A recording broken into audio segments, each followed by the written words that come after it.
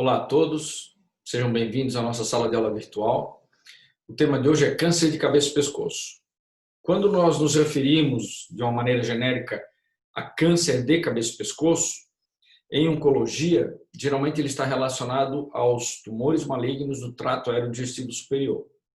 Mas se nós formos analisar o câncer de cabeça e pescoço como um todo, o tumor maligno que mais acomete essa região é o câncer de pele.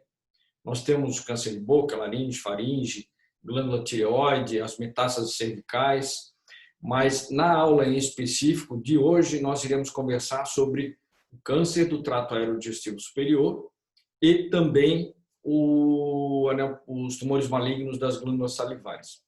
Eles são agrupados de uma forma geral em função de que muito dos fatores de risco e do perfil do paciente são parecidos. Nós iremos falar para vocês sobre o câncer de boca, o câncer de laringe, o câncer de faringe e a neoplasia maligna das glândulas salivares. O objetivo é que vocês tenham uma ideia básica desse tipo de doença, das principais manifestações clínicas, do diagnóstico e alguma coisa com relação ao tratamento. O nosso primeiro tópico é o câncer de boca. Antes de nós falarmos em câncer de boca, nós temos que conceituar o que é a boca. A boca, ela possui 7 regiões, que inclui o lábio, a língua, o assoalho da boca, a gengiva, mucosa jugal, trígono retromolar e palato duro. Então, o lábio, como vocês veem aqui representado em vermelho, o assoalho da boca representado em amarelo, a língua aqui representado em vermelho, a mucosa jugal, a inferior e a superior representado aqui em verde, o trígono retromolar em verde escuro, que é essa região correspondente ao ramo ascendente da mandíbula posterior aos dentes molares, e o palato duro representado aqui em roxo. Nós temos também a gengiva representada aqui em amarelo. Lembrando que quando nós nos referimos à boca, nós obrigatoriamente incluímos o lábio. Quando nós nos referimos à cavidade oral, seria a região que fica atrás da linha de oclusão dos lábios. Então, onde os lábios se tocam dali para trás, chama-se cavidade oral. Tem as mesmas regiões, mas a cavidade oral, a princípio, não inclui o lábio. E a boca inclui o lábio. Com relação à epidemiologia do câncer de boca, o câncer de boca ele chegou a ser o 4º mais frequente e, novamente, lembrando para vocês, o tumor maligno que acomete mais o sexo masculino e feminino é o câncer de pele. Depois do câncer de pele, aí nós temos no sexo masculino a próstata, pulmão, traqueia e brônquio, cólon e reto, estômago e a cavidade oral aparece, então, em 5º lugar no sexo masculino. No sexo feminino, ele não aparece entre os 12 mais frequentes e prevalentes. Com relação aos fatores de risco, esses fatores de risco eles são comuns para os tumores do trato aerodigestivo superior. E o tabagismo e o etilismo são os mais importantes. Obviamente que quando o paciente ele fuma e bebe, nós temos uma potencialização desse risco. E isso é um fator que está relacionado à exposição. Nós podemos ter até uma predisposição genética, mas a exposição é o fator mais importante para o desenvolvimento desse tipo de câncer. A prótese dentária, ela não é uma causa direta, mas ela faz com que haja uma perda daquela proteção mucosa e o tabagismo e o etilismo, eles podem ter uma agressão maior no paciente que possui uma prótese dentária.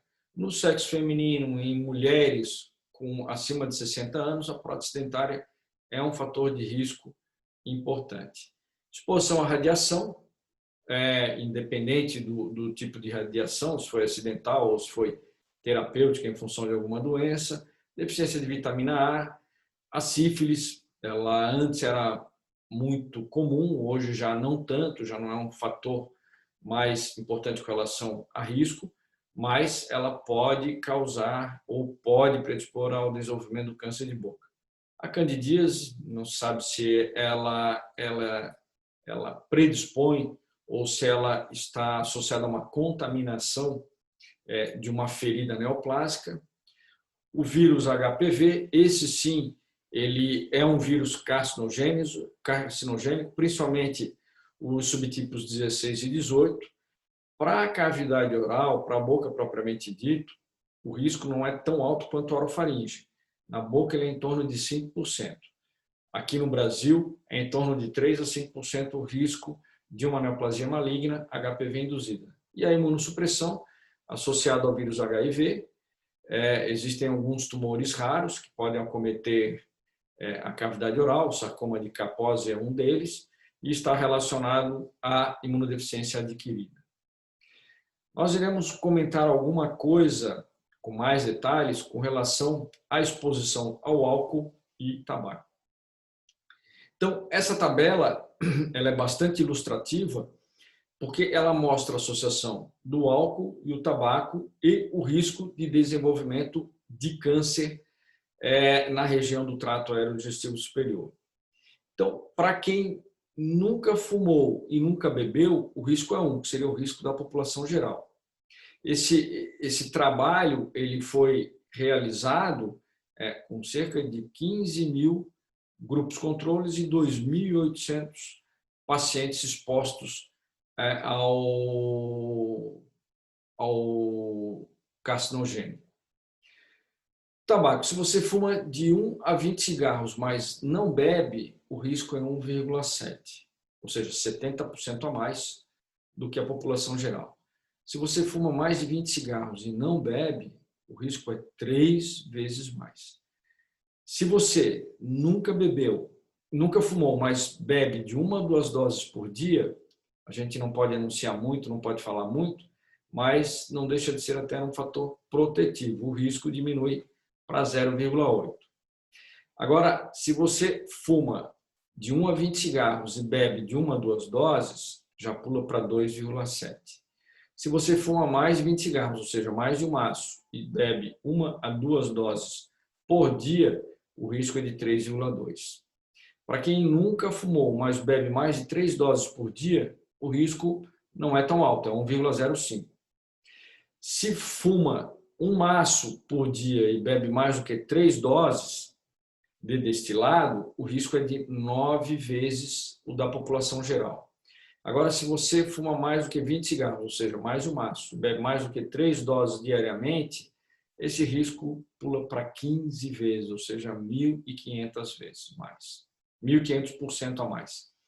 Então, lembrando que acaba que o uso do tabaco e do álcool com mais de 2 maços e mais de 3 doses por dia, ele potencializa, ou seja, ele multiplica o risco dos dois, chegando a 15 vezes mais.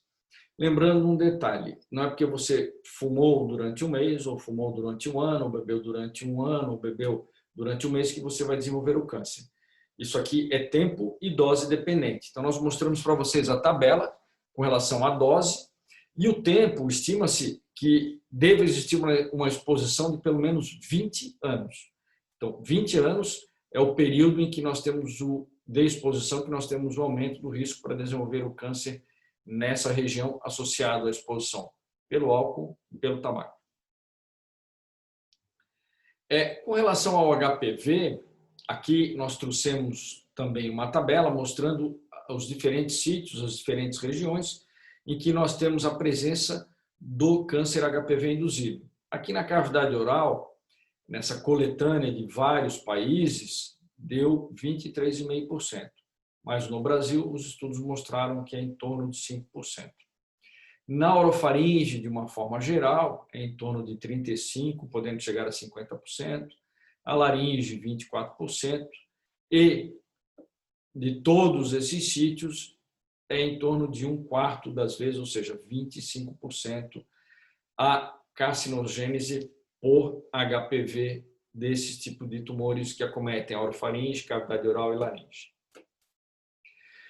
Outro detalhe importante é que uma lesão branca ou uma leucoplasia, dependendo da região que ela comete, ela pode aumentar o risco de desenvolver uma neoplasia maligna e a gente classificar como sendo uma lesão pré-neoplásica ou pré-maligna. Para vocês terem uma ideia, quando uma leucoplasia, as leucoplasias elas são mais comuns na comissura labial e na mucosa jugal. Mas quando elas acometem a língua e o lábio, o risco de neoplasia maligna é maior. Então, elas são mais comuns na mucosa jugal e na comissura labial, mas quando elas acometem a língua e o lábio, elas têm um risco maior de desenvolver neoplasia maligna. Como eu comentei com vocês, o risco para o desenvolvimento do câncer ele é dose dependente e tempo dependente. E tempo dependente porque nós, com o passar dos anos de exposição, nós teremos essa transformação. A mucosa normal ela é agredida, ela torna-se hiperplástica para tentar se defender da agressão, depois ela torna-se displástica quando a agressão começa a lesar a célula e começa a transformar o epitélio. Depois nós temos essa transformação e essa displasia de uma forma mais intensa, mas preservando a membrana basal, e quando ela ultrapassa a membrana basal, aí nós temos o câncer ou carcinoma invasivo propriamente dito. E isso aqui é a correspondência histológica do que está sendo representado nessa figura. Lembrando que esse processo ele leva pelo menos 20 anos para que ele ocorra. E, obviamente, dependendo da dose também. O que é importante nesse tipo de doença é que nós sabemos o grupo de risco. Então, o paciente tem uma exposição a longo prazo para o álcool e para o cigarro, ele vai desenvolver algum grau de hiperplasia, displasia, e essas regiões estarão propensas a desenvolver uma neoplasia maligna. Então, é quase que a gente soubesse o fator de risco, tivesse como prevenir, mas infelizmente, o problema de saúde pública ou de compreensão das pessoas que estão expostas ao fator de risco, nós não conseguimos controlar. Acaba que temos que fazer um exame, uma avaliação com frequência da cavidade oral para que a gente possa detectar alguma área de displasia ou alguma área já se transformando em neoplasia maligna. Essa característica dessas lesões é importante que a gente observe que muitos desses tumores são sincrônicos e metacrônicos. Sincrônicos é que eles são diagnosticados juntos, ou pelo menos nos primeiros 6 meses do diagnóstico da primeira lesão. E metacrônico é quando nós temos um tumor numa dessas regiões e diagnosticamos outro com mais de 6 meses após o diagnóstico do primeiro. E por que isso acontece? Então, esse paciente ele tem um câncer aqui na orofaringe, tem um câncer no palato mole e tem um câncer aqui na língua. Então, observando aqui, ó, o cigarro ele agride, a fumaça do cigarro que tem a substância carcinogênica, ela agride toda a mucosa, da língua, da faringe, da traqueia, do brônquio, do esôfago, por onde ela passa, ela vai causando lesão. E aí nós temos lesões mais intensas e lesões menos intensas, mas todas elas estão suscetíveis ao desenvolvimento de um câncer. E é o que a gente observa aqui. Isso é chamado de cancerização em campo. Se nós biopsiarmos aleatoriamente várias regiões da língua, palato mole, palato duro, mucosa jugal, rebordo gengival, nós veremos que nós teremos áreas de carcinoma in situ, displasia severa, displasia moderada. E nesses pacientes, se nós diagnosticarmos um carcinoma e tratarmos na língua, ele possui um risco de, pelo menos nos pacientes que sobrevivem a esse tipo de tumor, de desenvolver um segundo primário em 40% das vezes, em função dessa cancerização, dessa exposição à carcinogênese pela fumaça e pelo álcool. Como é que se manifesta clinicamente? Aqui é um paciente que tem uma hiperplasia e clinicamente ela se manifesta através de uma leucoplasia, que é aquela mancha branca aderida, que ela não sai quando nós raspamos ela e não corresponde a nenhuma outra lesão. Ou seja, nós temos uma hiperplasia, um aumento daquela camada de epitélio tentando se defender da agressão crônica do carcinogênio. Aqui a gente observa também um edema mucoso, se vocês observarem, ó, ele fica um pouquinho mais inchado, mais brilhoso. Isso também é uma característica da defesa do organismo tentando se defender da agressão do carcinogênico. E aqui observa-se também que o próprio dente do paciente ele já começa a ter alterações relacionadas à exposição do cigarro. Aqui uma displasia leve, que parece com uma leucoplasia também, um pouquinho mais verrucosa, um pouquinho mais vegetante, um pouco mais intensa. Aqui nós já temos uma displasia moderada, se vocês observarem aqui ela é também mais extensa e pegando a borda lateral da língua. Aqui nós já temos uma displasia severa, vocês veem que quase que toda a língua oral do nosso paciente ela está recoberta por essa hiperplasia, por essa alteração mucosa que, sendo biopsiada, já demonstra uma displasia severa. E aqui nós temos um carcinoma instalado, um carcinoma invasivo, tem uma ferida. Aqui nós temos algumas áreas de leucoplasia, que provavelmente na biópsia virão como displasia, e aqui nós já temos a formação de um carcinoma invasivo. Essa é a característica clínica de um carcinoma invasivo. Com relação à patologia, o tipo histológico mais comum é o carcinoma epidermoide ou carcinoma escamoso convencional. Apesar disso, lembrar que nós temos outras estruturas na cavidade oral, além da mucosa. Nós temos osso, partes moles, músculo, glândulas salivares menores. Todas essas estruturas podem ser sede de neoplasia maligna. Então, só para vocês verem aqui, o carcinoma de células acinares, mucoepidermoide, adenoide cístico, eles estão relacionados a glândulas salivares menores espalhadas pela cavidade oral. O carcinoma escamoso basaloide, o verrucoso, estão relacionados ao epitélio, que recobre a mucosa da cavidade oral. Com relação às manifestações clínicas do câncer de boca, classicamente nós teremos aquele paciente com uma faixa etária acima de 40 anos, porque ele tem que ter pelo menos 20 anos de exposição ao uso do álcool e do tabaco. Ele já refere que tem um antecedente de tabagismo e etilismo, e ele apresenta uma lesão mucosa persistente, que ele acha que é uma afta que não cicatriza, tem um crescimento progressivo. O câncer ele é indolor no começo. Então, esse é um fator que faz com que o paciente perceba que tem uma ferida, mas ele não procura atendimento porque ele não está doendo, porque ele não está deixando de comer, porque isso não está impedindo ele de se comunicar. E nós temos também a presença de uma íngua ou de uma adenomegalia metastática na cavidade oral em torno de 40% das vezes. Quando o tumor já é mais avançado, aqui nós estamos vendo esse paciente com um linfonodo submandibular e também com uma lesão infiltrativa na borda lateral do terço posterior da língua. Quando a lesão é mais avançada, aí sim nós temos dor, dificuldade de mastigação, o paciente tem dificuldade de articulação das palavras, pode ter dificuldade de abrir a boca, que é o trismo, e sangramento oral. Essa é a história clínica clássica de um paciente que tem um câncer de boca.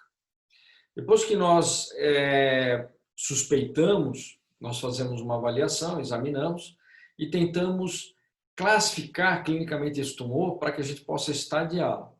Isso aqui eu trouxe mais a nível de informação para vocês, não é algo que vocês tenham que saber de cor, mas só para vocês entenderem que existe uma classificação. O tumor ele pode ser um carcinoma in situ, inicial, só uma lesão mucosa, ainda não é um carcinoma invasivo, e o carcinoma invasivo ele pode ser T1, T2, T3, T4.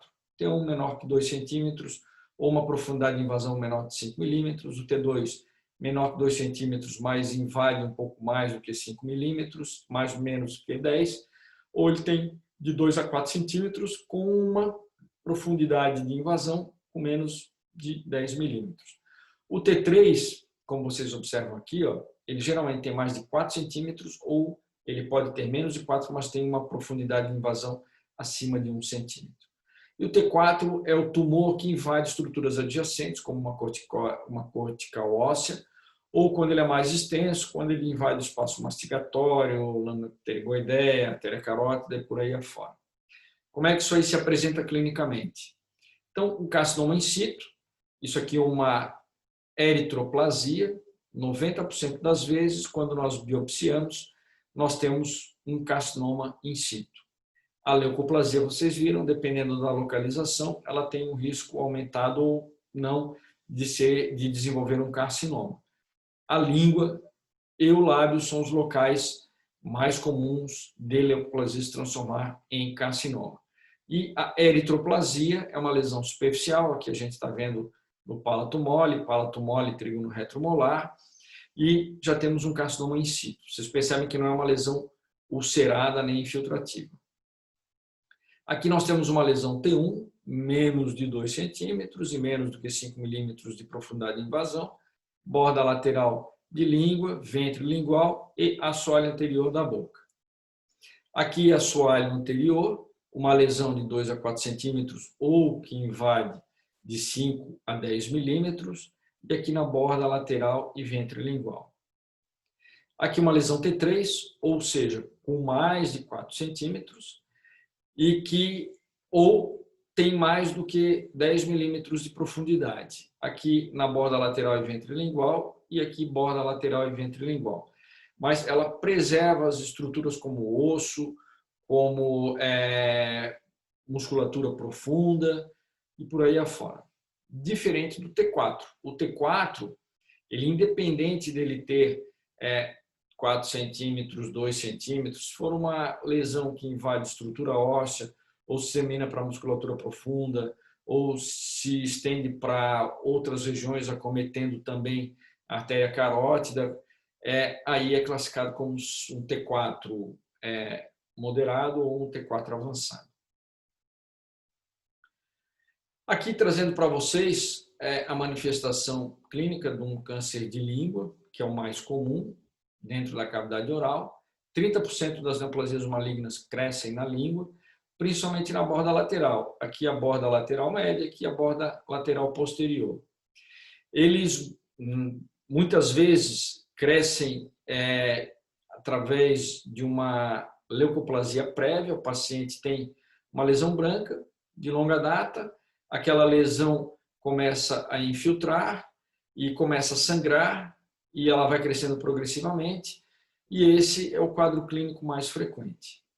E nós, quando fazemos o diagnóstico do carcinoma invasivo, geralmente é uma lesão infiltrativa e ulcerada.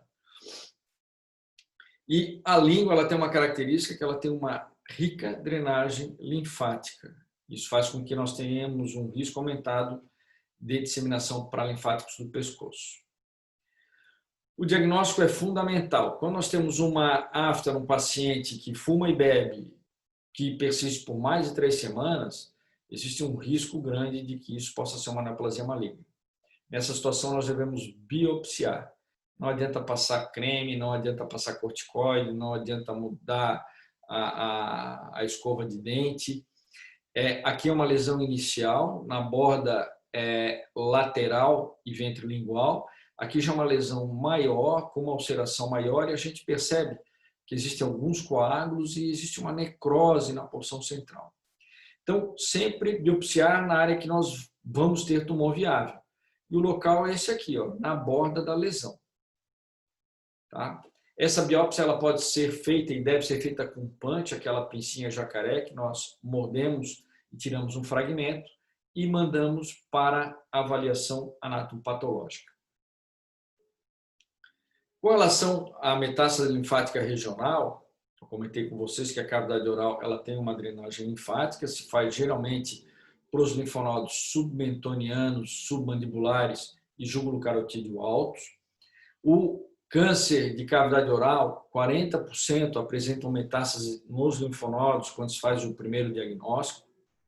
Quando nós não palpamos ou não identificamos linfonodo suspeito ou comprometido, por exame de imagem ou pelo próprio exame clínico, se nós formos retirar os linfonodos dessa região, em 20 a 30% nós iremos detectar uma metástase oculta. E se não for operado, no acompanhamento, essa metástase vai aparecer, mesmo que o paciente, previamente, no primeiro exame, não tenha sido diagnosticado com uma doença clinicamente detectada. E o problema é que a metástase linfática, ela piora o prognóstico e nós temos uma redução na sobrevida em torno de 50%. Esse paciente ele tinha uma lesão pequena no assoalho anterior da boca, mas já tinha uma metástase grande na região submandibular. Quando nós fazemos a suspeição, temos o paciente no grupo de risco, biopsiamos e vem o resultado maligno, nós devemos fazer uma avaliação imaginológica para ver se não existe uma invasão de mandíbula, para ver se não tem uma invasão de musculatura profunda e para a gente avaliar os linfonodos da região do pescoço. O melhor exame é a tomografia computadorizada. O ultrassom ele só permite que a gente possa avaliar a parte da musculatura e também os linfonodos. Mas a parte óssea, principalmente da mandíbula ou na porção superior, em que nós temos o palato duro, o osso palatino, a maxila, a tomografia computadorizada ela dá mais informação. Nós podemos ver, além do tumor, a disseminação para partes moles, para o osso e também a relação com a linha média. Aqui mostrando para vocês um paciente que tinha um tumor do rebordo gengival inferior anterior. Aqui a gente já percebe que ele não tem dente na região onde tem essa lesão ulcerada. E a tomografia mostrou, então, tem uma invasão, uma infiltração do osso, além dessa disseminação mucosa que a gente está observando aqui. E ele tem também uma adenomegalia metastática nessa região. A tomografia consegue nos fornecer todas essas informações. Depois de feito o diagnóstico, depois de feito o estadiamento, aí nós definimos o tratamento. O tratamento ele pode ser realizado através da radioterapia ou através da cirurgia. A radioterapia exclusiva, ela não é um tratamento habitualmente indicado para o câncer de boca. Imaginem, nós conseguimos fazer uma radioterapia num paciente que tem um tumor de língua e a gente não consegue manter a língua dele em posição e ter garantias de que a radiação ionizante chegou naquele ponto da mesma forma todos os dias em que foi aplicada. A radioterapia para a boca, ela geralmente está associada também ao uso de quimioterapia, tá? O uso é adjuvante, e ela está indicada para tumores que, a princípio, não têm indicação cirúrgica, ou seja, tumores avançados. Ela pode ser através da radioterapia externa ou intersticial, que é a bracterapia, ou combinação dos dois. Aqui mostrando uma imagem para vocês de um paciente com uma máscara, para que ele consiga ter uma posição fixa toda vez que ele vai fazer o tratamento. E aqui a aplicação da radiação ionizante. Pode ser também por hiperfracionamento, que é uma outra forma de administração. E a indicação principal é essa aqui, ó, adjuvante à cirurgia. Depois que o paciente foi operado, nós complementamos com a radioterapia. Margens cirúrgicas comprometidas e metástase linfática em esvaziamento cervical. Então, depois que o paciente foi operado. E quando é um tumor avançado, em que não existe a possibilidade cirúrgica, ou a sequela é muito grande, e o paciente opta por não tentar o tratamento cirúrgico, nessa situação, a gente faz a radioterapia e geralmente ela é associada à quimioterapia. Então, a quimioterapia, como modalidade exclusiva, ela não tem indicação formal, ela não vai curar o paciente com câncer, mas adjuvante à radioterapia, ela aumenta a chance de controle da doença. Ou quando ela é paliativa, quando mesmo que o paciente não tenha condição cirúrgica ou não tenha condição de radioterapia e nós não temos nenhuma outra forma ou nenhum tratamento que a gente possa oferecer, a quimioterapia pode ser utilizada, indicada de forma paliativa. E ela pode ser através da quimioterapia convencional e hoje também a imunoterapia em algumas situações. A cirurgia. A cirurgia ela está indicada para tumores iniciais,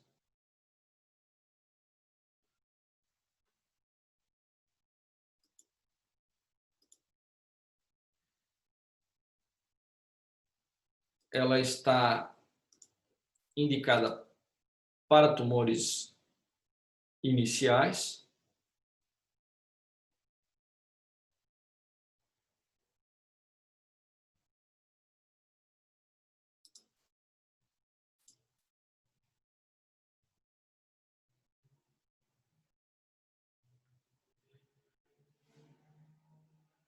podendo ser o tratamento inicial ou de resgate. O resgate é quando nós tratamos com radioquímio, o doente teve a persistência da doença e aí é feito uma cirurgia de resgate para que a gente possa retirar o tumor residual.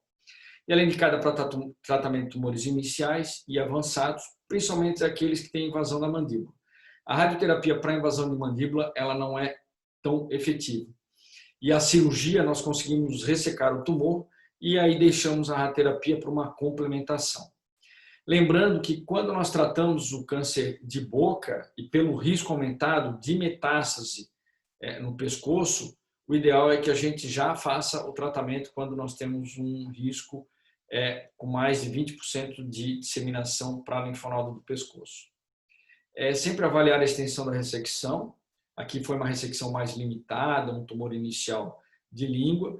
E, nesse caso, nós conseguimos fazer um fechamento primário. Mas quando é uma ressecção mais extensa, em que nós retiramos mandíbula, retiramos metade ou 2/3 da língua, nós devemos prever uma reconstrução para que a gente possa reabilitar o nosso paciente.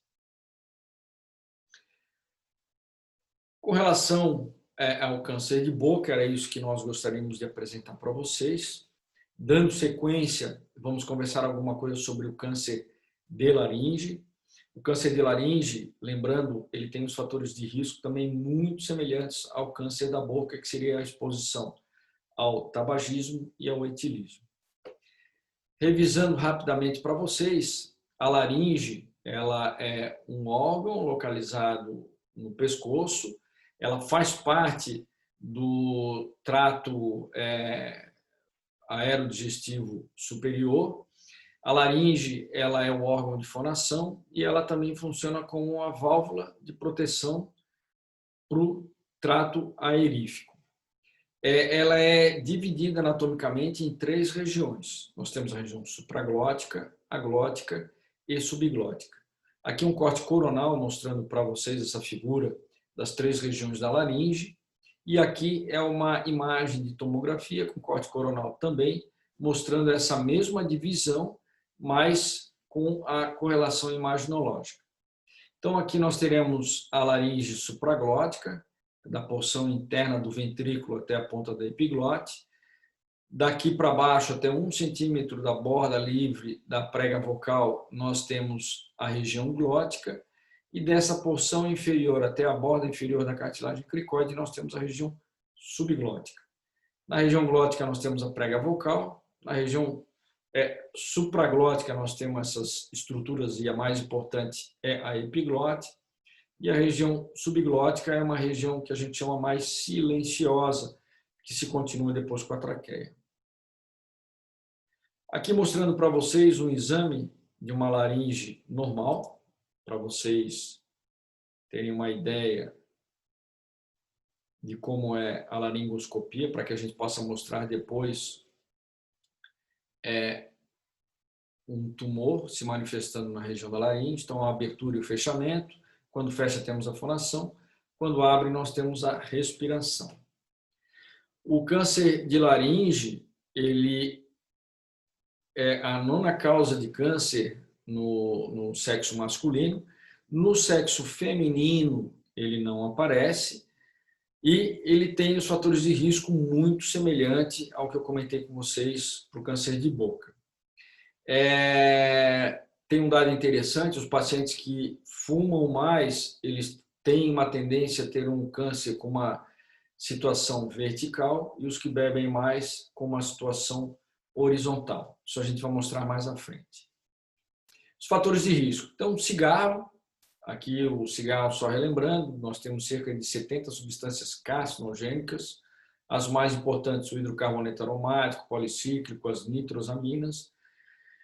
E o álcool, ele funciona como um adstringente, ele retira aquela proteção mucosa e faz com que a fumaça do cigarro carcinogênica ela consiga penetrar mais e consiga atingir e lesar mais a célula. Os pacientes que bebem mais, eles têm um câncer mais na laringe supraglótica e os que fumam mais têm um câncer na laringe, na posição glótica. E como eu comentei, ele é mais vertical. Ele pega, às vezes, a glote e a supraglote. E o que fuma e o que bebe, ele tem uma lesão restrita ou à laringe supraglótica ou à região glótica direita e esquerda. O HPV ele está presente na papilomatose laríngea recorrente. Então, vocês viram que ele pode estar relacionado ao câncer de laringe também, naquele slide que eu mostrei no início. Mas, na infância, é muito comum nós termos o desenvolvimento de uma neoplasia maligna, tá? Em cima de uma papilomatose laríngea recorrente. Então, é aquela criança que tem uma papilomatose laríngea desde a infância e depois, mais à frente, acaba desenvolvendo uma neoplasia maligna.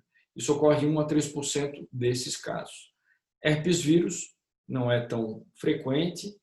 O refluxo gastroesofágico, ele atua também inflamando a laringe, machucando a laringe, tirando a proteção mucosa e fazendo com que o cigarro ele possa penetrar e agir e agredir as células da mucosa. A exposição profissional acílica, hidrocarboneto aromático, asbesto, outras substâncias que aumentam o risco de exposição profissional para que esses pacientes desenvolvam, então, um câncer de laringe numa incidência maior do que o da população geral. Com relação à patologia, as lesões malignas mais comuns, nós temos o carcinoma epidermoide, o adenocarcinoma ele não é tão comum, mas é uma das causas, e lesões malignas mais raras, um linfepitelioma, carcinoma mucoepidermoide, células fusiformes, verrucoso, um linfoma pode acometer a laringe. Esse paciente ele tem um sarcoma, se vocês virem aqui, um condrosarcoma, cresceu na cartilagem e infiltrou a região posterior da laringe. Melanoma pode acometer a laringe também. Isso aqui é um carcinoma verrucoso. Isso aqui é uma lesão displásica com focos de carcinoma em si.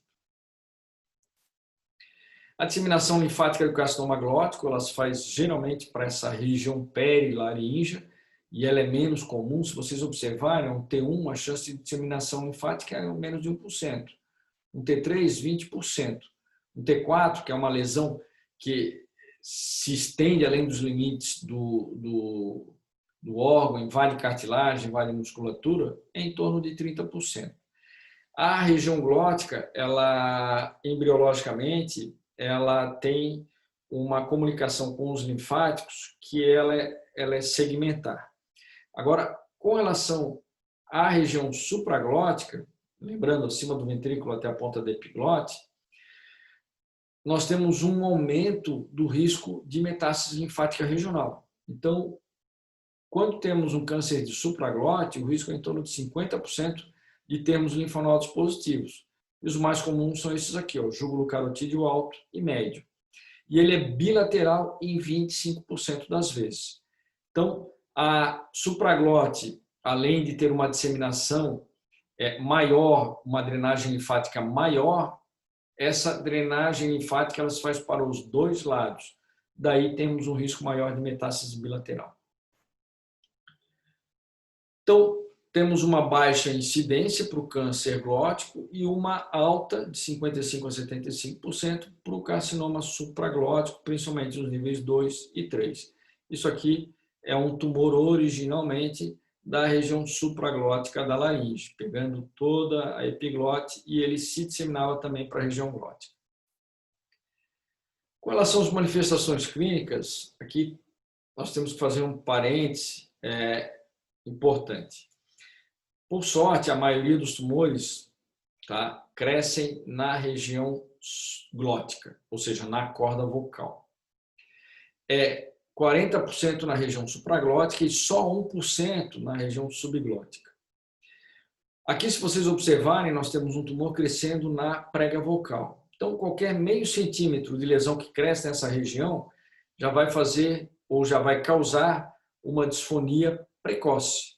Então, o paciente, ele precocemente tem uma rouquidão. Se aquele paciente que fuma e bebe tem uma rouquidão por mais de 3 semanas, nós devemos fazer um exame de laringoscopia e o que nós pretendemos diagnosticar é uma lesão numa fase inicial. Agora, se o paciente ele fuma e bebe e ele tem um tumor crescendo na região acima das cordas vocais, esse tumor ele vai ter um crescimento com muito pouca manifestação, muito pouco sintoma. Se vocês observarem aqui embaixo, ó, a prega vocal está preservada. Então, esse paciente ele vai se queixar de uma alteração discreta do timbre da voz, não chega a ser uma rouquidão, pode ter uma dor e ele pode ter também, ele pode escarrar sangue, tá? Ele pode ter uma tosse com laivos de sangue. Isso seria a manifestação clássica de um carcinoma supraglótico. E como eu referi para vocês, ele tem um risco aumentado de disseminação para o linfático do pescoço. Então, nós teremos uma adenomegalia metastática também como um dos primeiros sintomas.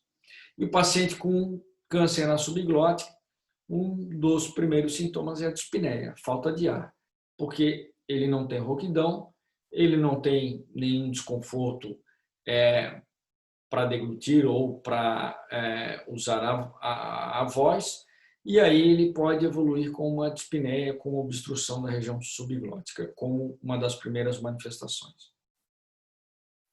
Então, mostrando para vocês aqui 2 laringoscopias, para vocês verem a diferença.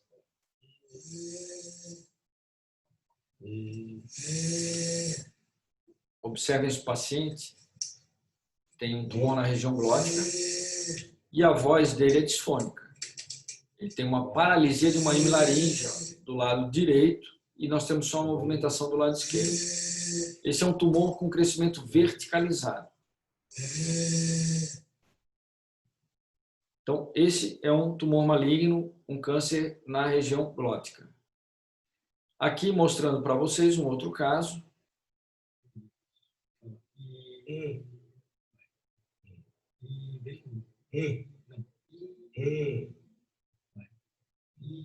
Vai falando, não para. Vai falando.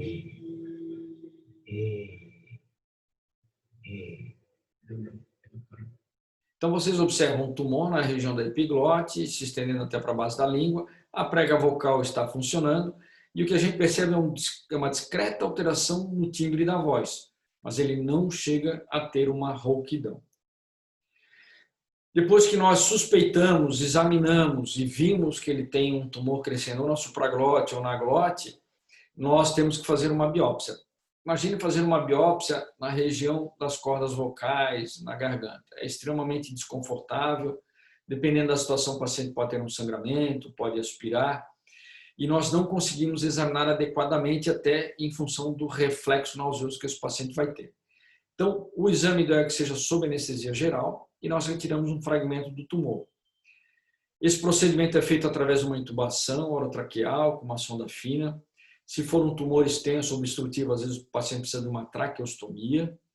E aí nós conseguimos avaliar e biopsiar o tumor. Aqui mostrando para vocês como é que é a imagem de um tumor sendo avaliado, uma lesão vegetante, infiltrativa.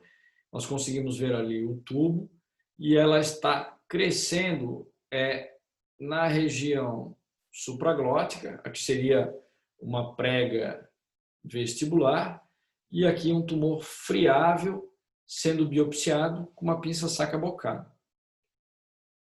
E ele está naquela mesma posição que vocês estão vendo da figura, daquela imagem ali do paciente acima, com o laringoscópio de suspensão posicionado na laringe. E aqui é como é feita a biópsia.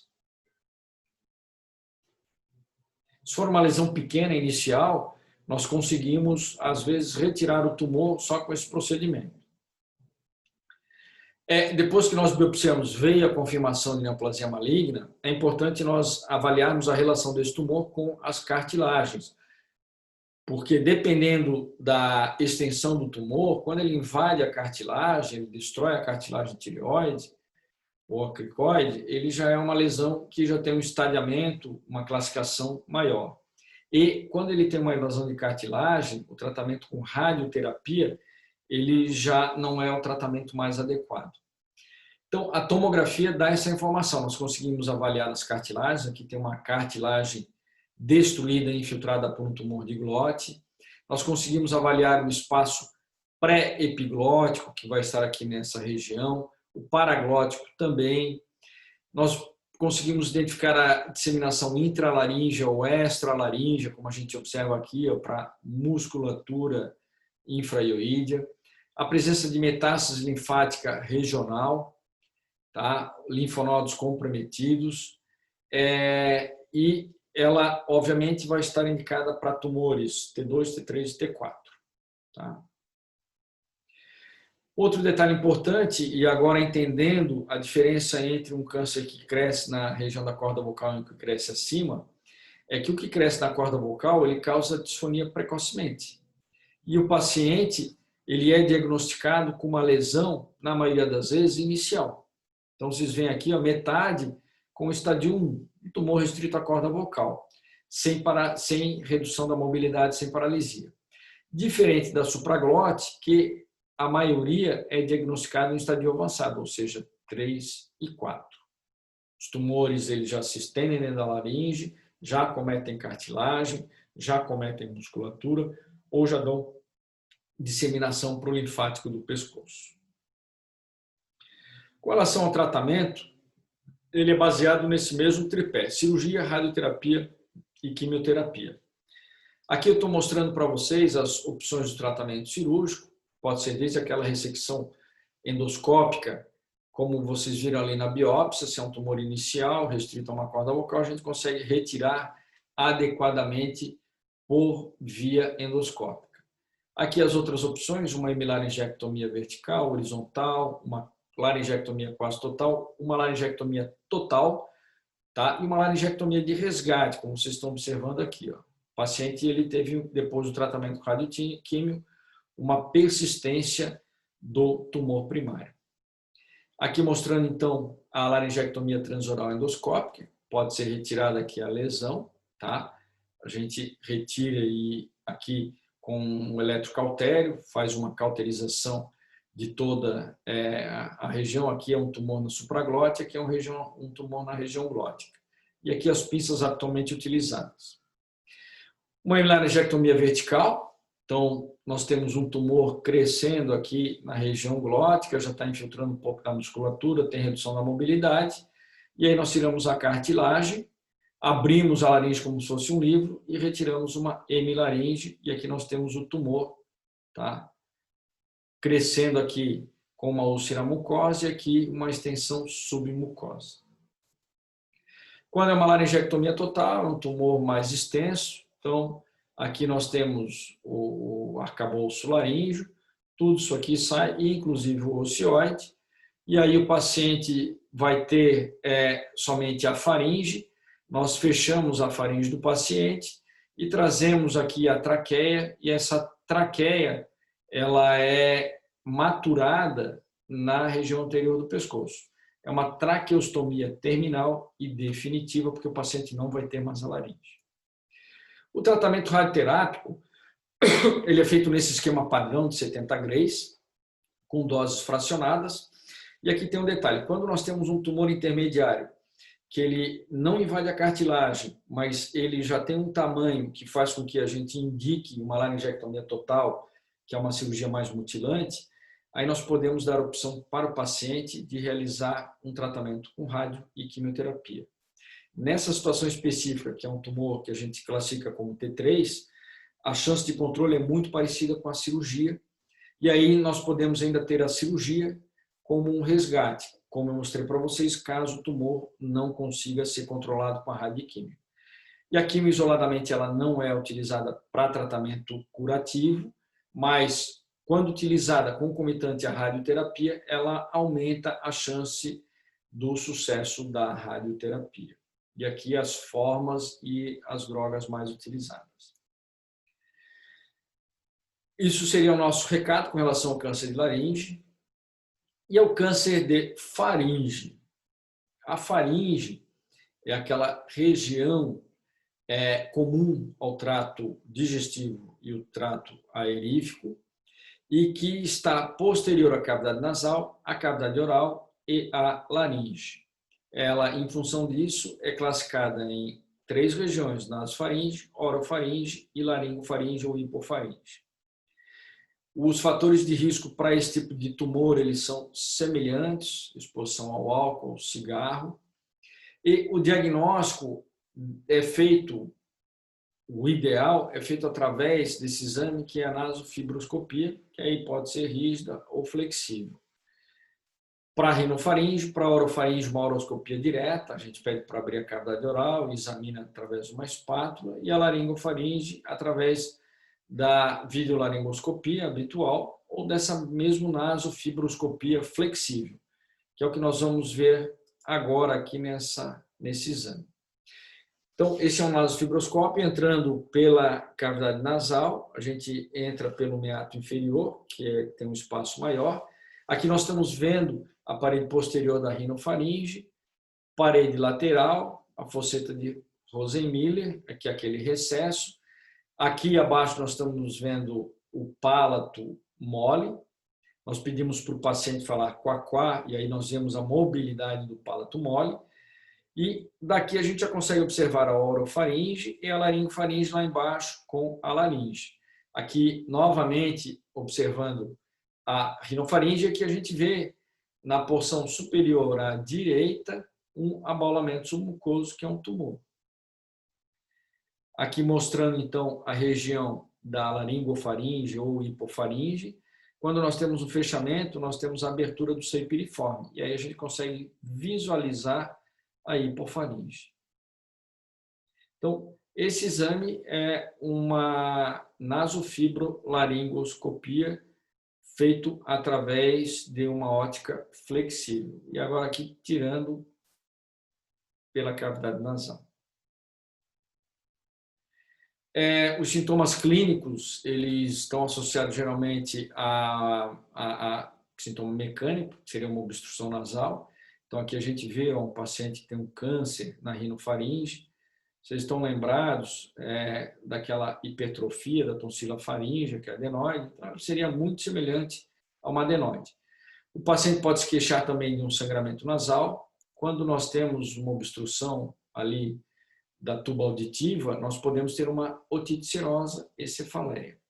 Agora, um dado importante é que 50% das vezes o primeiro sintoma é uma adenomegalia metastática no pescoço, nível 2 e nível 5.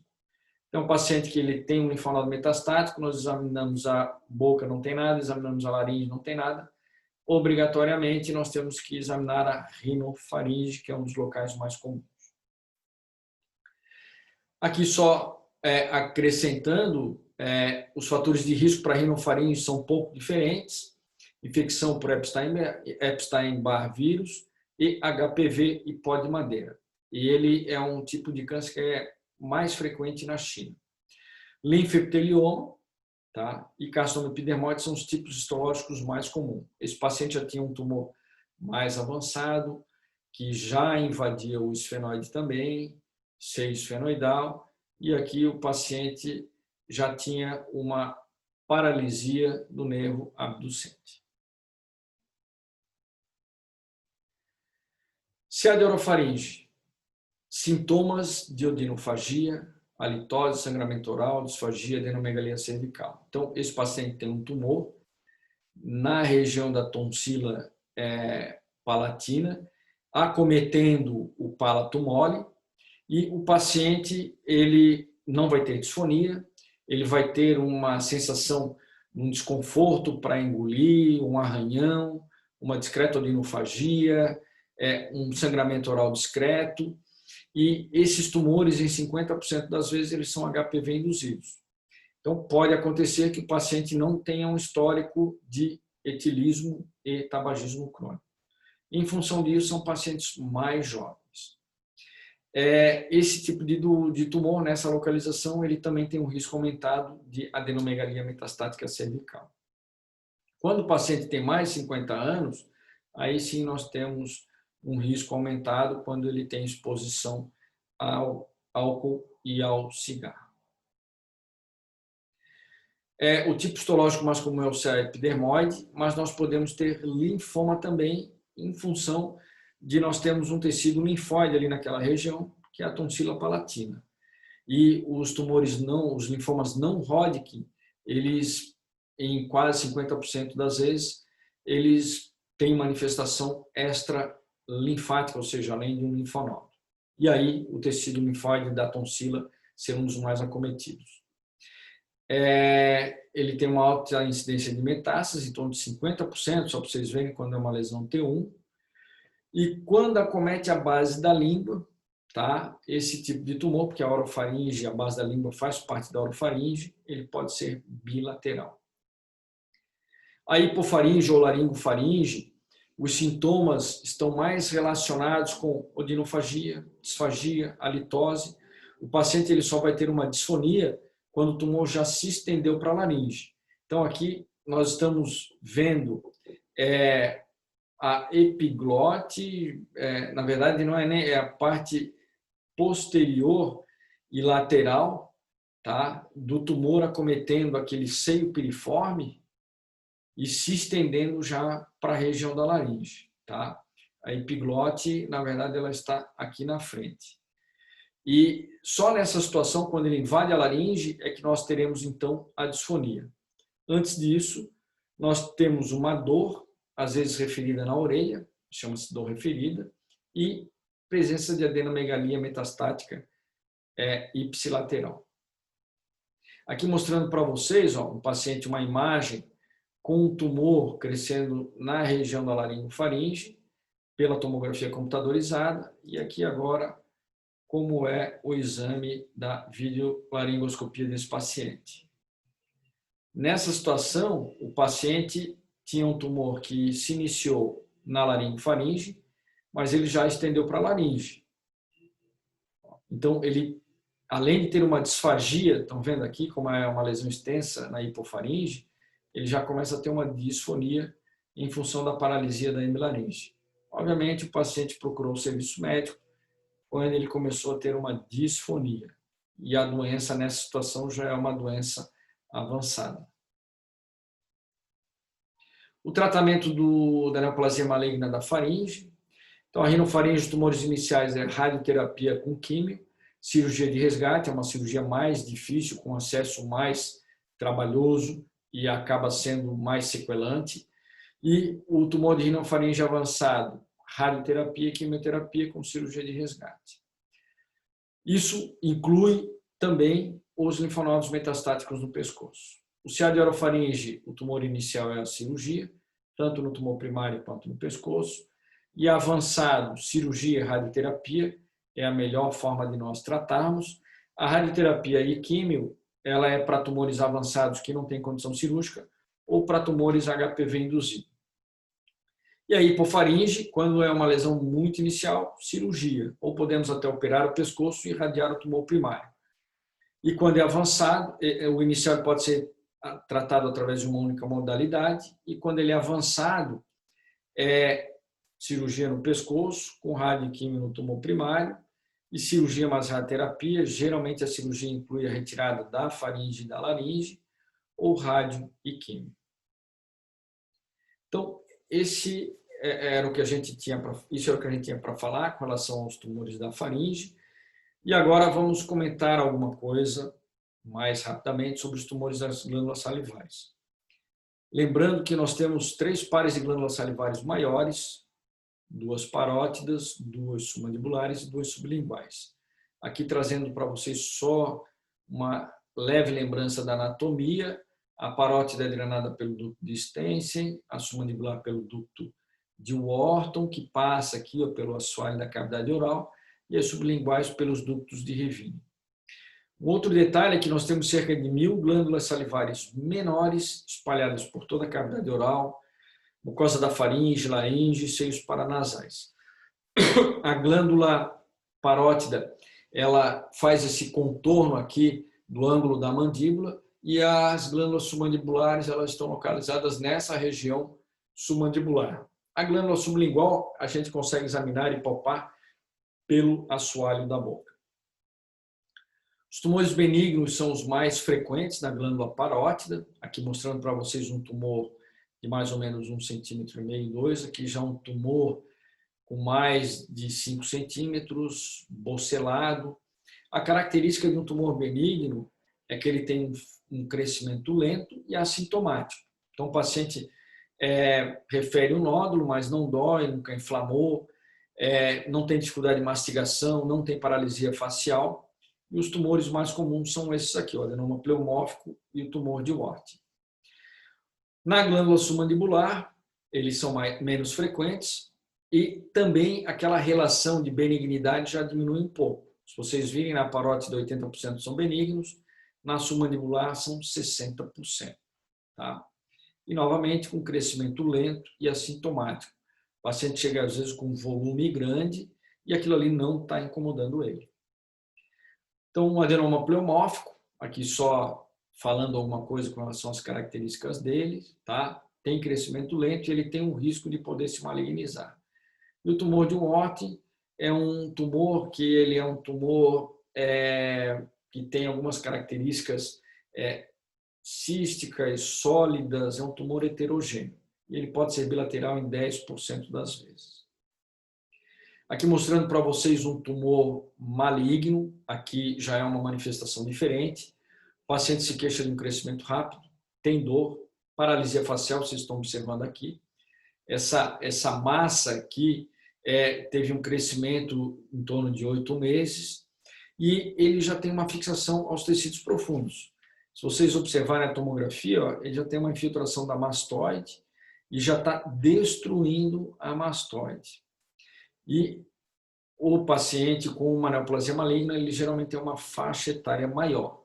São tumores acima dos 50 a 60 anos de idade. Sempre é importante nós, na história clínica, identificarmos, como eu comentei para vocês, se é um crescimento mais rápido, se é um crescimento mais lento, se tem linfonodo acometido próximo, se tem alguma infiltração da pele. Nos exames de imagem também, nós devemos avaliar a extensão do tumor, a presença de linfonodos metastáticos e por aí afora. Agora, aqui só mostrando para vocês, isso aqui é um tumor de Wharton, como eu comentei com vocês, é um tumor heterogêneo. Aqui uma angiotomografia, mostrando na fase venosa a presença de contraste num tumor de glândula parótida. E aqui um tumor de lobo profundo da glândula parótida, crescendo no espaço parafaríngeo. Isso é uma ressonância magnética e aqui uma tomografia computadorizada. Agora, o exame fundamental para que a gente possa definir qual a etiologia do tumor da glândula salivar é a punção aspirativa. Então, ela nos dá uma previsão de que se é um tumor benigno ou maligno, independente da história clínica. Um outro detalhe, só para vocês terem uma ideia, na glândula parótida nós temos linfonodos. Então, nós podemos ter um linfoma crescendo na glândula parótida e ter uma manifestação clínica muito semelhante a um tumor de glândula salivar. Então, a punção nos dá essa informação. E nós podemos planejar o tratamento, já prevendo que seja um tumor maligno, com risco de sacrifício de linha facial ou não, ou um tumor benigno que a gente procura preservar ao máximo as estruturas que não estão próximas ao tumor. E quando é um tumor cístico, a punção ela pode também ser terapêutica em função de nós esvaziarmos a porção líquida desse tumor. O tratamento, os benignos, cirurgia, não existe rádio e quimioterapia para tratamento de tumor benigno, e os malignos, dependendo da extensão, das comorbidades do paciente, do risco da cirurgia e por aí afora, a radio e quimioterapia. Então, aqui mostrando para vocês uma parotidectomia. Nós vamos retirar o lobo superficial do paciente, em que o lobo superficial ele corresponde a 90% do volume da glândula, ou seja, 90% dos tumores crescem nessa porção superficial ao nervo facial. Então, aqui a incisão, que é uma incisão que nós contornamos aqui a orelha e pegamos uma prega cutânea. Isso faz com que depois tenha um resultado estético excelente. Aqui o nervo facial totalmente dissecado e preservado.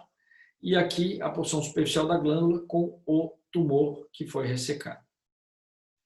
Aqui mostrando para vocês o nervo auricular magno, tá? Dependendo da situação a gente consegue preservar ele. E aqui o nervo preservado e o auricular magno e o nervo facial. E depois que nós retiramos o lobo superficial juntamente com o tumor. Esse paciente ele tinha um tumor já que invadia o osso temporal, era um tumor irressecável. Foi optado se tratar esse paciente com radioquimioterapia. Então, isso aqui foi antes do tratamento, mostrando a paralisia facial, e aqui foi depois do tratamento, com uma regressão quase total do tumor, mas persistindo com a paralisia facial. Esse paciente teve um controle do tumor primário adequado, só que ele veio a falecer 6 meses depois por metástase pulmonar. Então, nós trouxemos para vocês um apanhado dos tipos de tumores mais comuns do trato aerodigestivo superior e trouxemos também de glândula salivar. E lembrando para vocês que o paciente com exposição ao álcool, ao cigarro e pacientes com hábitos relacionados a risco para infecção por HPV, eles têm uma incidência maior de neoplasia maligna no trato aerodigestivo superior. E aí, dependendo da posição, se é na faringe, se é na cavidade oral ou na laringe, as manifestações vão estar em função do órgão acometido. Lembrando que essas neoplasias malignas têm o risco de metástase cervical, que o pescoço sempre deve ser examinado e avaliado. A biópsia ela é fundamental para que a gente possa definir o tratamento. Existe também o risco, como eu comentei com vocês, né, de linfoma, de outros tumores mais raros, mas que só a biópsia vai poder dar essa informação para que a gente possa depois estadiar a doença ou tumor e planejar o tratamento da melhor forma. Encontro vocês no nosso bate-papo presencial no dia da aula. Um forte abraço.